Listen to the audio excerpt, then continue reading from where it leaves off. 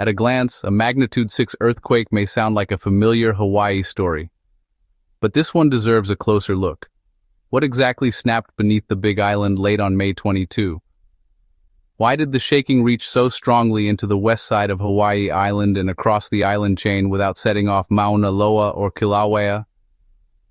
And why does an earthquake in a place famous for volcanoes sometimes have more to do with the slow bending of an oceanic plate than with rising magma?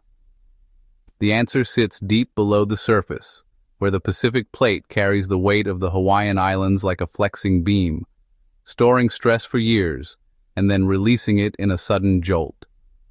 According to the United States Geological Survey Hawaiian Volcano Observatory, the quake struck at 9:46 p.m. HST on Friday, May 22, with a magnitude of 6.0.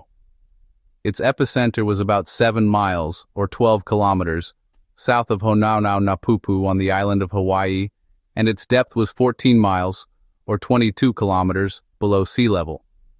HVO reported that the event was widely felt through the Hawaiian Islands, with very strong shaking on the west side of the Big Island, and that more than 2,500 felt reports were submitted within the first hour.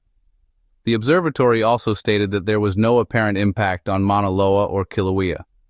Those details matter because they immediately narrow the likely source. This was not a magma-driven quake tied to an eruption or an intrusion. It was a tectonic failure in the plate beneath the island chain. That distinction is the key to understanding the mechanism. Hawaii sits on top of the Pacific plate, far from a plate boundary, but that does not make it seismically quiet. It makes it complicated.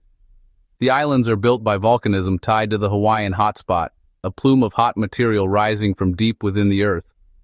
As the Pacific plate moves northwest, it carries each volcano away from that source region, while the growing mass of the islands adds enormous load to the crust and upper mantle beneath them. The result is a region where earthquakes can come from several different engines: magma moving inside active volcanoes, slip-on tectonic faults in the crust, large flank movement along decalment faults, and flexing of the lithosphere under the island's weight. The HVO description of Hawaiian earthquakes lays out those classes clearly, and this event fits the fourth one best: bending of the plate itself. That bending matters because the Pacific plate is not an ideal rigid slab. Under the Hawaiian Islands, it behaves more like a heavy sheet pressed down at one end. The volcanic pile above it can be several kilometers thick, and the loading does not just sit there passively. It changes the stress field in the oceanic lithosphere, which is the crust and upper mantle acting together as a mechanical layer. In practical terms, the rock beneath Hawaii is being forced to curve. The upper part of the plate is placed in tension in some places, compression in others, and the stress concentrates along weaknesses that have existed since the plate formed at the mid-ocean ridge, or that were created later by the load of the islands. When the built-up stress exceeds the strength of the rock ruptures and slips. That sudden slip sends out seismic waves that travel through the crust, across the islands, and into the seafloor around them. The depth of this quake strongly supports that interpretation. HVO notes that earthquakes caused by lithospheric bending generally occur in excess of 20 kilometers or 12 miles below sea level. This event was about 22 kilometers or 14 miles deep, which puts it right in the range where plate flexure events are expected. That depth is important for another reason. It places the rupture below the shallow volcanic plumbing where magma usually moves, stores, and erupts. The volcanoes on Hawaii Island can certainly produce their own earthquakes, but those tend to cluster in shallow reservoirs, rift zones, and other volcano-related structures. Here, the depth and the wave characteristics point in a different direction. In other words, the quake was deep enough to be below the level where the active volcanoes themselves are usually the main driver. There is also a structural reason this part of the island is vulnerable to strong shaking. The Big Island is still young, large, and heavy.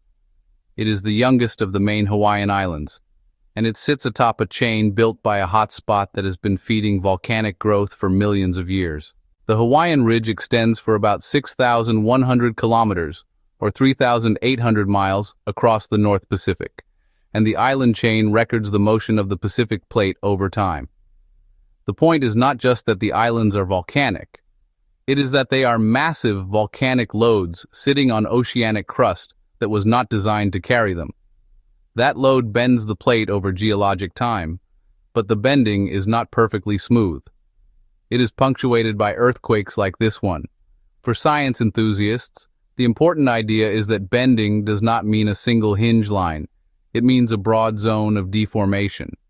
The plate flexes over hundreds of kilometers, and stress can accumulate in different patches at different depths, depending on the geometry of the islands, the thickness of the lithosphere, and the inherited fabric of the oceanic crust. A quake near Honaunau-Napupu is not random in that sense. It is part of a broader mechanical response of the Pacific Plate to the Hawaiian load. Even though the event was shallow enough to be strongly felt, it was still deep enough to behave like a plate-scale tectonic earthquake, not a surface-level volcanic collapse or a shallow rift zone intrusion. This is why HVO could say, with confidence, that the event was not directly related to volcanic processes. The rocks broke because the plate was being flexed, not because magma was forcing a new path to the surface. That does not mean volcanoes are irrelevant to the story. They are part of the reason the plate is stressed at all. The Hawaiian Islands are an assembly line chain built by a hotspot in the mantle. Heat from that hotspot partially melts mantle rock at depths of roughly 200 to 400 kilometers, or 125 to 250 miles below Earth's surface. The resulting magma rises through the Pacific Plate, feeding volcanoes that grow, migrate, and eventually age away from the hotspot. As those volcanoes grow, the seafloor beneath them subsides under the load. The Earth's response is not only vertical sinking, it is also sideways and downward flexure. The quake off the west side of the Big Island is one of the ways the Earth adjusts to that imbalance. The volcanoes build the load, but the plate pays the mechanical bill. The earthquake also sits within a larger pattern of Hawaiian seismicity. HVO explains that the state averages about 1 magnitude 6 or greater earthquake every 10 years, though the actual timing is irregular because the state produces 3 different main earthquake types. One type is volcanic, tied to magma movement.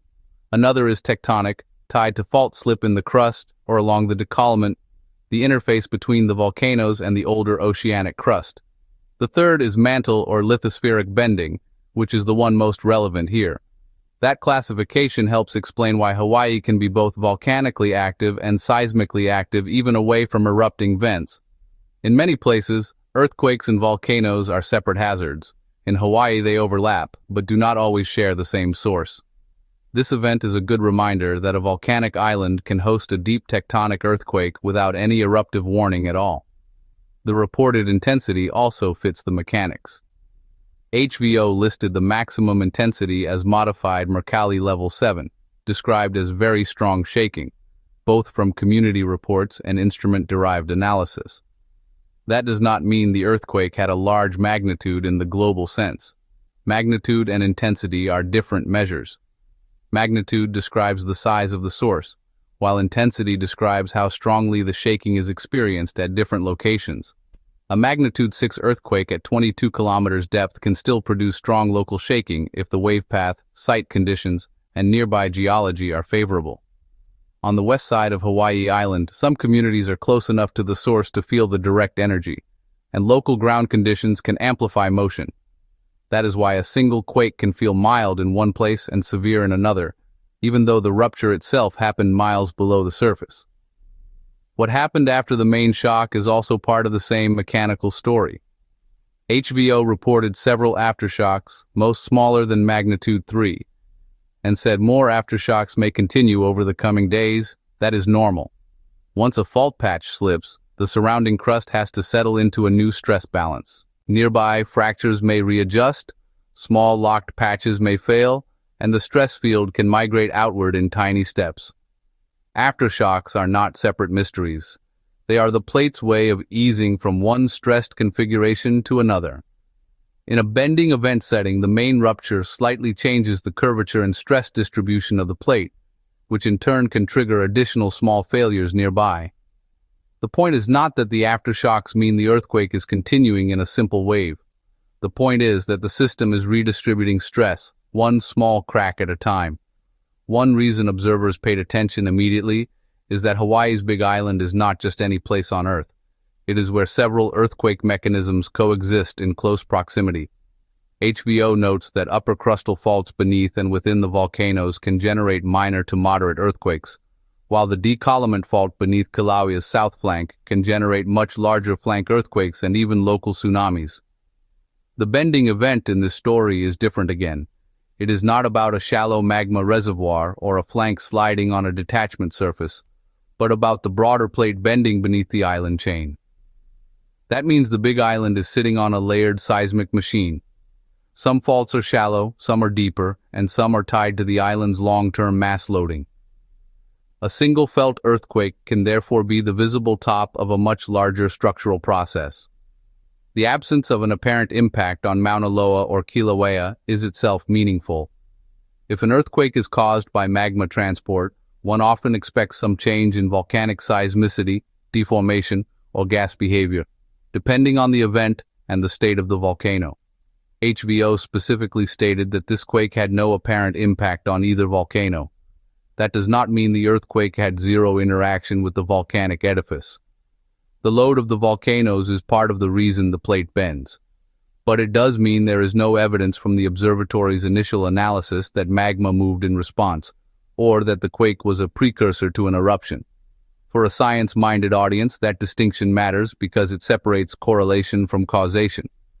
The quake happened in a volcanic region, but the cause was tectonic flexure, not a magmatic pulse. The geometry of the Hawaiian chain helps explain why this region is a natural laboratory for that kind of problem. The islands are the visible part of a much longer volcanic tract stretching across the Pacific.